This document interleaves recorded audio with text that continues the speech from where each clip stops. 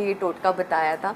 कि बच्चों को ना बलगम जम जाता है, सीना जकड़ जाता है। तो मैं तो वहाँ थी तो मुझे तो कुछ समझ ही ना आए कि पहली सर्दियाँ करना तो करना क्या मुझे इनके साथ। मैंने कहा बेटा कुछ नहीं करो, ये साबित काली मिर्च बिल्कुल कहती है 8 से 10 काली मिर्च लो, इसको पानी में उबालो, इतनी सी सिनेमन स्टिक डालो उसके अंदर